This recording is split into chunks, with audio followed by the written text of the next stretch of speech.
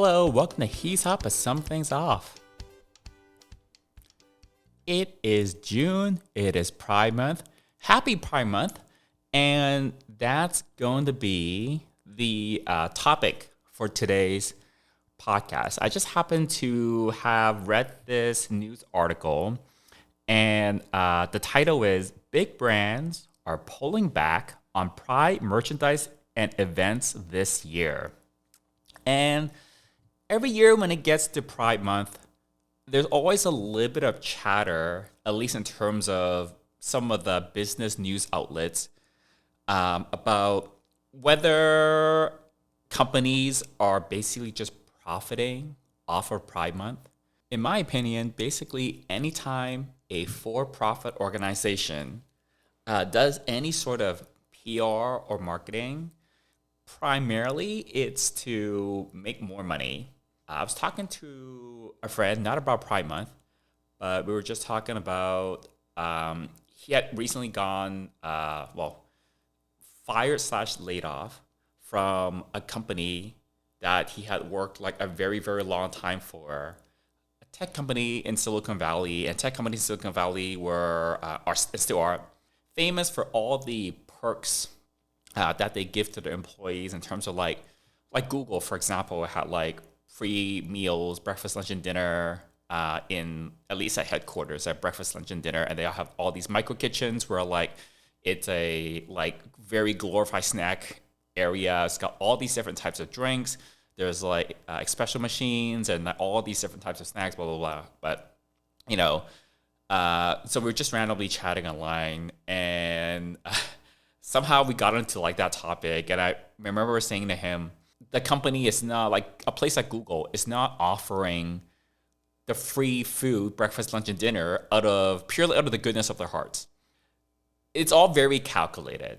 And I think actually Google has admitted that, it's for productivity reasons that they do the breakfast, lunch, and dinner, is so that employees spend less time away from the office and away from their desk. If you can just, and having worked at Google for like several years, it is very easy. And this is what I did when I worked at headquarters, and I was at headquarters down in Silicon Valley for like several years. Go in early and eat breakfast. Now you're like going to the office early. Okay.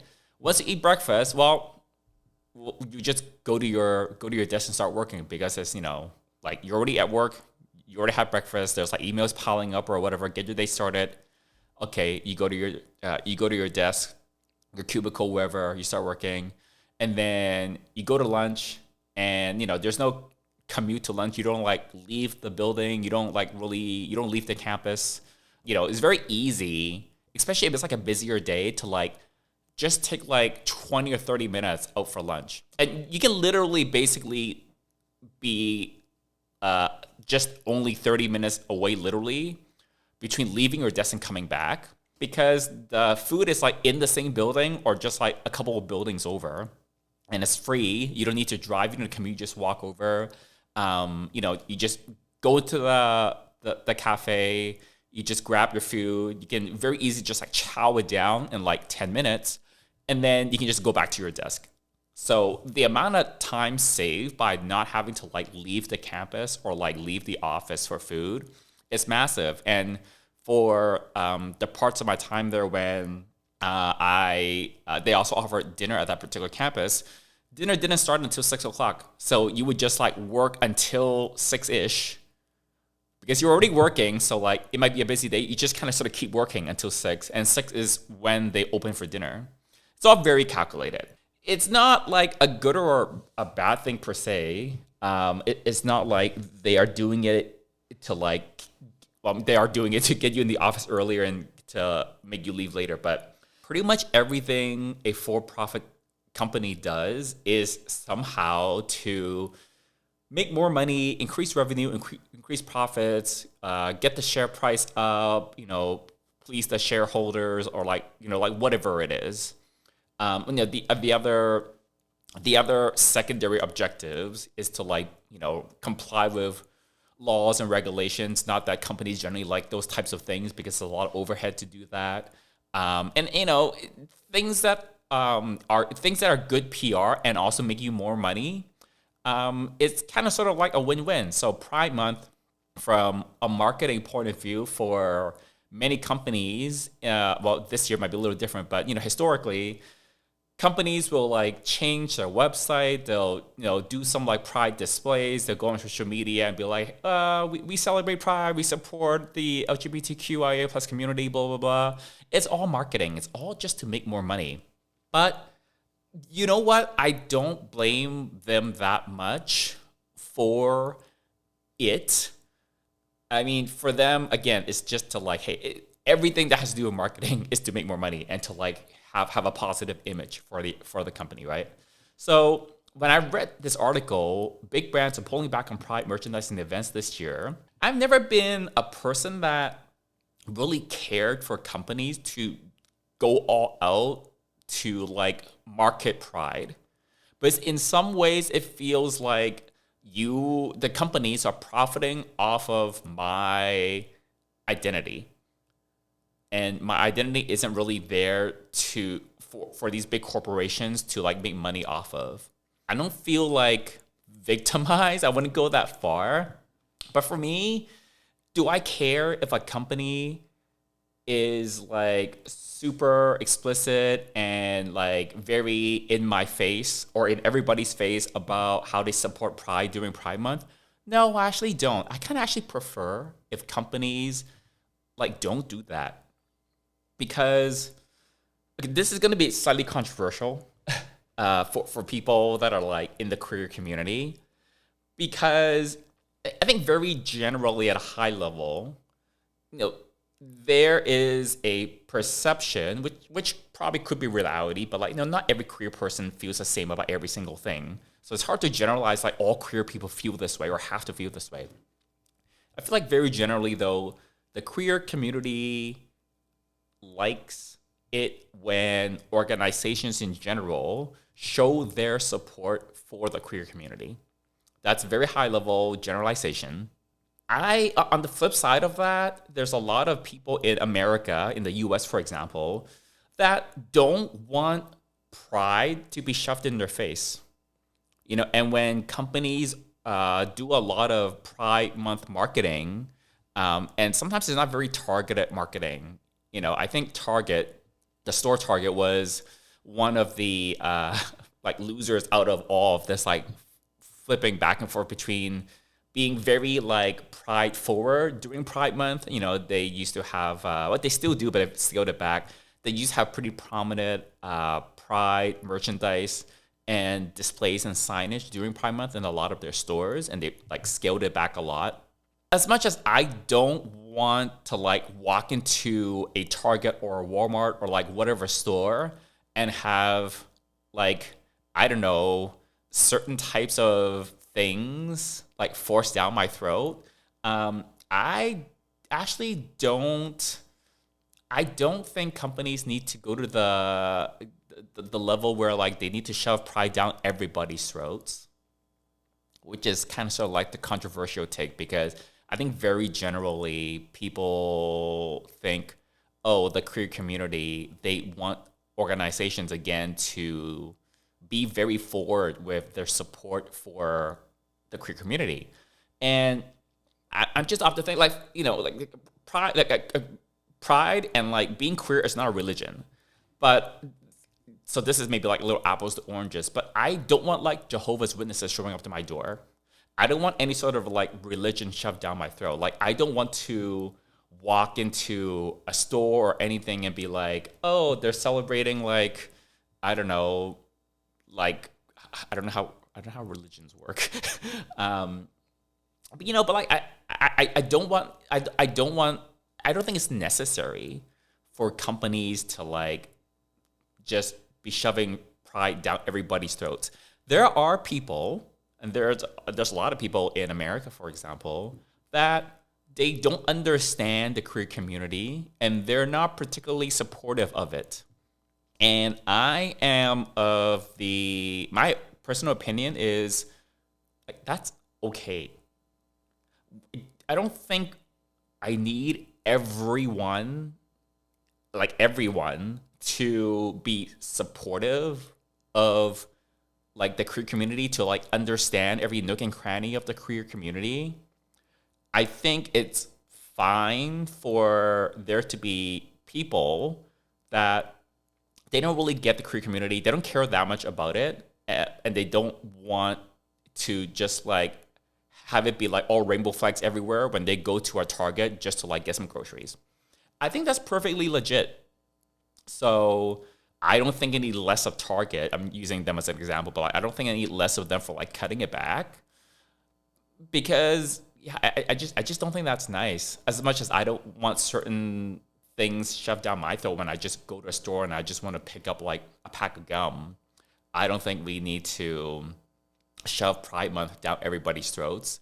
So, I was reading this article and it's like, in my personal opinion, it's like, I'm fine with this. I can see there's a lot of people a lot of people, especially those in the queer community, that think this is like a really bad thing. I don't see it that way. Yeah, I don't see it that way. I respect that there are people that they don't get queer. They don't get, they just get us. And that's fine. We don't need everybody to be like super supportive. I mean, I think where to draw the line is like, if someone or like a group of people are going like out of their way to suppress or restrict like the rights that queer people should have, I think that's where it is. But if there's like some stereotypical, heterosexual person or family out there, and like they're not doing anything, they don't care about gay people, they don't care about queer people, they're not doing anything to like harm our community, they're not like going around picketing, gays or whatever, they're not, like they just don't care, like, and they don't really want to like read about it, they don't want it shoved down their faces. I think that's fine. So I feel like being part of the queer community, sometimes it feels like we have to be very, very like pro pride. But like I mentioned before, just because someone's queer doesn't mean that we can't blankly label all queer people to have to like think and behave in a certain way and have to have the exact same values.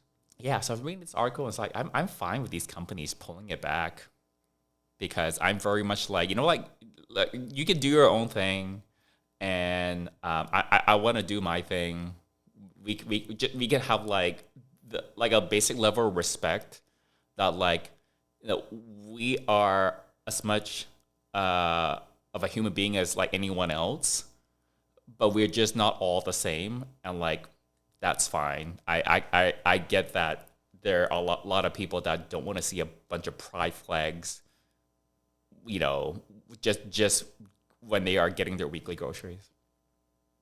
Actually, there have been some companies in the past where, well, okay, here's the thing. There are sometimes I see ads and marketing that the ad or the marketing is so bad that I don't want to support that company or like buy their products. Sometimes an ad is just so horrible that it has that effect on me. It's like, okay, this is gross, this is nasty. The ad is having like the opposite effect of what it should be doing, which is like wanting to get people to like have like a good impression of your brand and want to look into their products or services. I'm not necessarily like a company that is like super into like pride only during Pride Month, and like it and doesn't do anything else otherwise. Actually, maybe wouldn't have as good of a impression of that company versus a company that isn't so like. It's kind of like, okay, you're like being super hyped up about Pride only during Pride Month, and I don't hear anything the other 11 months out of the year. It just makes it feel like you're purely only doing this for money And that is it. You are just trying to get $1 out of me. And that's the only reason you're doing Pride Month. It's basically just like lip service. And that for me feels like a little gross. Sometimes you read about articles about, how like Chick-fil-A is like, apparently like the owners are like anti-queer or something like that. I mean, that's like a slightly separate can of worms. But so sometimes you might not want to support a company because the owners of the company or the management of the company don't have values aligned with yours. I think that's okay. But I think when a company is only really showing support for the queer community during Pride Month, but during Pride Month, they're like going at it like really hard with the marketing for Pride. And then the other 11 months is like nowhere. That's where I'm like, okay, you're just here to turn $1. I don't want to enable that kind of behavior. I don't really want to support it, So I have my own skincare company, which the ads I slice into this podcast, like that you skip through, the three of you, I know the three of you are skipping through it, which is fine. Whatever, I skip through the ads on every podcast I listen to. Hey, it is what it is. It is Pride Month, and going into Pride Month, I was like, well, we're not fully launched yet. I've got a marketing agency that is working on kind of launching it like properly with, professional marketing people, which is not me.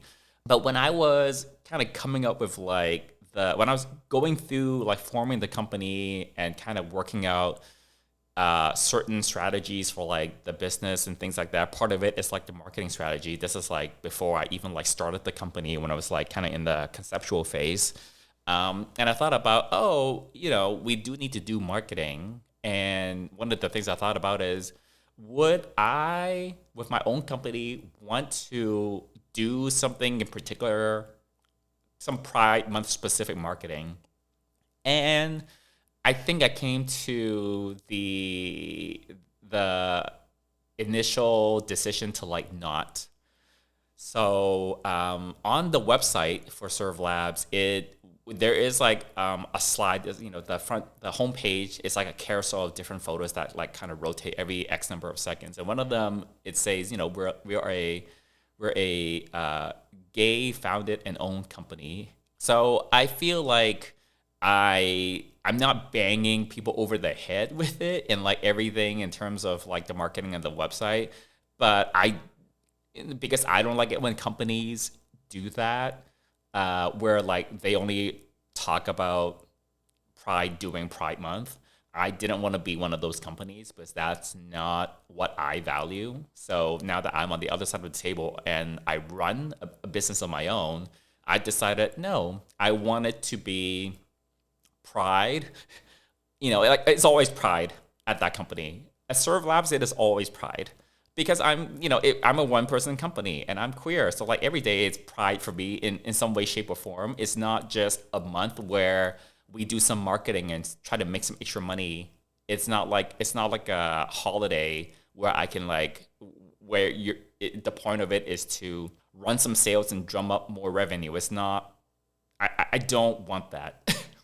So there's no Pride Month discount for Serve Labs, if that's what you were thinking about. It's like, ooh, are you running some Pride Month discount? No, I'm not. Because I don't like it. I'm not the biggest fan of companies doing that. So when it's my company selling stuff, I'm not gonna do it. I think with my OnlyFans though, maybe on a previous year, I may have ran like a discount during Pride Month. Maybe. I don't remember. Doing discounts and stuff at OnlyFans, it's like it's very with actual merchandise.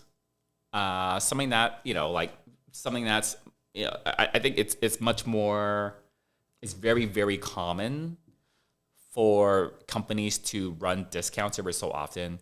When it comes to OnlyFans, I think the psychology and the business of it is like a little bit different. There's actually there's a good amount of different takes on whether as an OnlyFans creator, you should or should not be doing discounts every so often.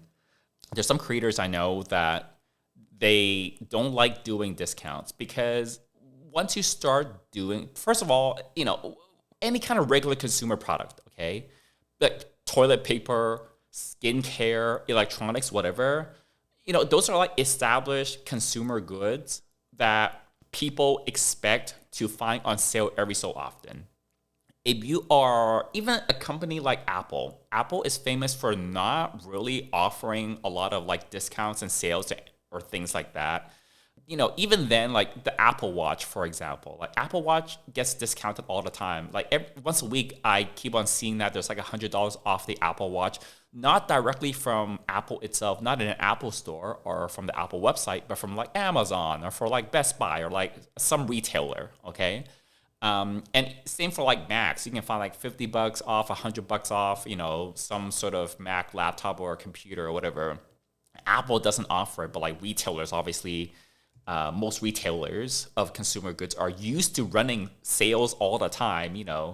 But when it comes to OnlyFans, because it's such a relative to regular consumer goods, it's such a new type of industry, and it's not commonly accepted in the short lifespan that is the OnlyFans creator business, that everyone is going to offer discounts. There are some creators that don't offer discounts because they don't want to do that, because once you offer discounts, people kind of expect it. So I definitely have fans because I've talked to them and I know, and I try to survey and poll my fans every so often. There are fans that they'll wait till you have a sale and then they'll just subscribe to you. The sale on the OnlyFans platform, when you do a sale, is only good for 30 days. The discount price is only good for 30 days. You don't get to adjust how long the discounted price is good. It lasts, like, because you sign up for like a month at a time. It's always, the billing cycles are always 1 month at a time. So you run a discount on OnlyFans. Let's say someone signs up, they get the discounted price for 30 days. And then afterwards, if they choose to renew on the same subscription, then they pay the regular price every month after until they choose to not renew, and then it expires. So there are people that would just do it for sign up for the discount. They'll wait till you have a discount, then they'll sign up. They'll only be there for 30 days, 1 month or less, and then they will cancel the subscription.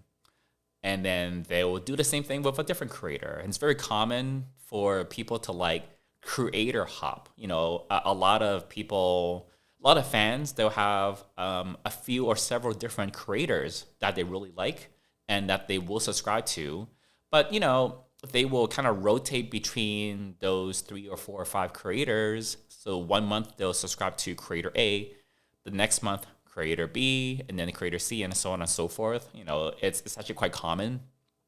So that's like another pattern that I see subscribers have. So they come on, they'll be subscribed once in a while. Once every few months, they will subscribe back. And that's a whole other... so that's why I kind of actually find OnlyFans very fascinating from a business point of view, because that kind of gives you a little glimpse of to like, you have to really put your business hat on and kind of think about how to like price your product, and the actual product. It's just like anything else. Like, someone's giving you money and you're offering them a service or a product. So in that sense, it's not really different from any other business. You have to think about the price point. You have to think about, your marketing strategy, your discount strategy. You have to worry about customer retention, keeping your customers happy. There are like different things I do on my OnlyFans to incentivize, is that how you pronounce that word? To provide incentives for people to like turn the auto renew on so that they stay subscribed. So the auto renew people, they get an extra bonus video every single week. And you can also do like other perks for them as well. So, the people that are willing to stick with you, to have the auto renew on, to keep giving you money like continuously month after month after month, that's in a way those are like people that are really fans of yours. They're like big fans of yours. But a lot of people will do that other model where like, yeah, they like you, but they don't like you so much that they're going to give you $10 or $50 every single month. That's the cost of Spotify. That's the cost of like a Netflix or whatever. So yeah, for me, I'm always like the people that renew every single month and keeps staying subscribed every single month. For me, like, okay, you guys are like the VIPs. You guys are like, I have to give you guys something extra. Yes, it's an incentive. When I announce to everyone, oh, if you auto renew, you got to get this extra video every single week. Yes, part of it is to create an incentive for people to turn the auto renew on. But the people that already have it on, it's like, in a way, it's like a thank you for them to stay subscribed every single month because they're spending more money. They're spending they're spending their hard-earned cash on your OnlyFans and not on the OnlyFans of like the hundreds of millions of other whatever, not millions, but like there's a lot of people doing OnlyFans now.